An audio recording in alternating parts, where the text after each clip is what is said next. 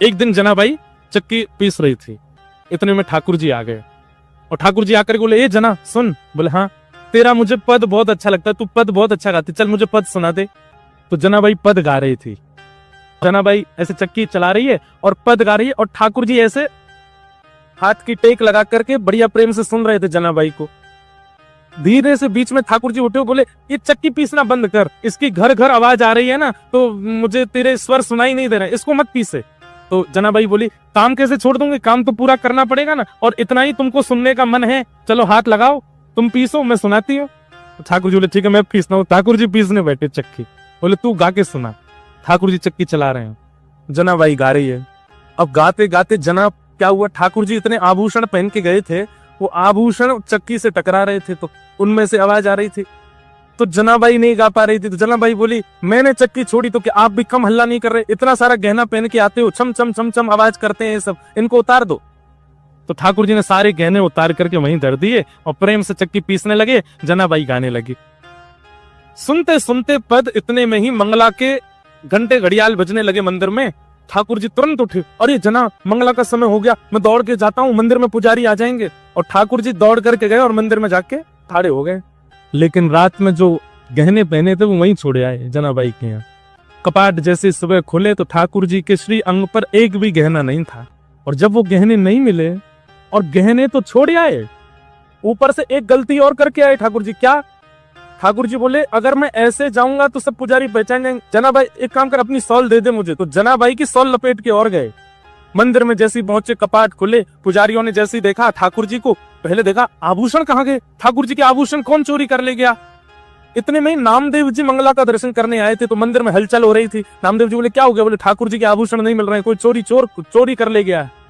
जैसे ही देखने गए, आभूषण नहीं देखे, तो बोले, लेकिन ये सॉल मैंने कहीं देखी है, ये सॉल तो देखी देखी लग रही है, क्योंकि नामदेव जी के घर में जो काम करती जनाबाई उसी की सॉल थी। अचानक से, अरे ये तो जनाबाई की सॉल है।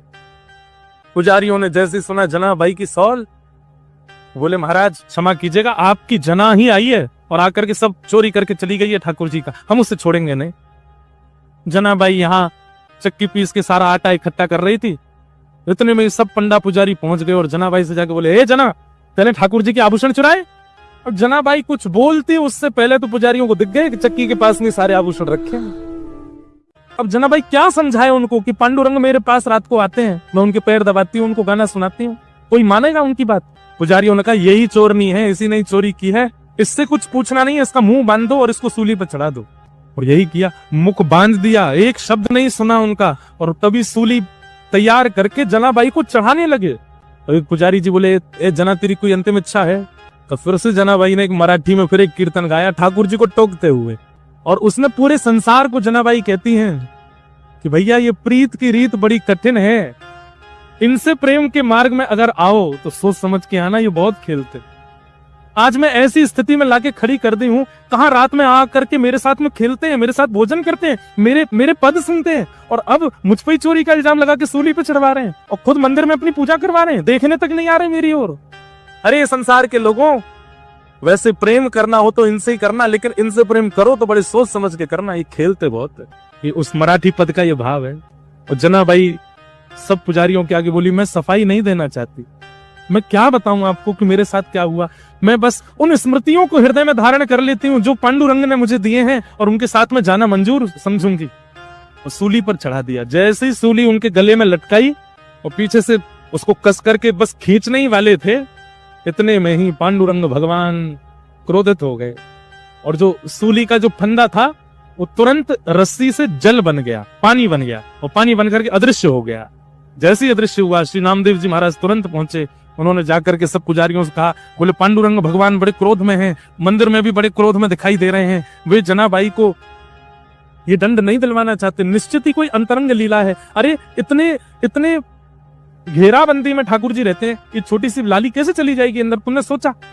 अरे तो ये आभूषण यहाँ कैसे आ गए? बोले, तुम ये सोच सकते हो कि ये छोटी सी बालिका ताला तोड़ के भीतर जा सकती है, ये क्यों नहीं सोच सकते कि वो परब्रह्म भगवान इसके पास आए होंगे और अपने आभूषण छोड़ के चले गए होंगे? ये विचार क्यों नहीं करते हो? लेकिन बंधुओं, उसके बाद जनाबाई बड़ी हताश हो गई, सबने क्षमा मांगी, लेकिन जनाबाई बोली, नहीं, अब पांडुरंग मुझे बुला रहे हैं और मैं जा रही। और तुरंत वहां से निकली, पीछे लोग भागे लेकिन फिर वो दिखाई नहीं दी। ठाकुर जी उनको लेकर के प्रस्थान कर गए।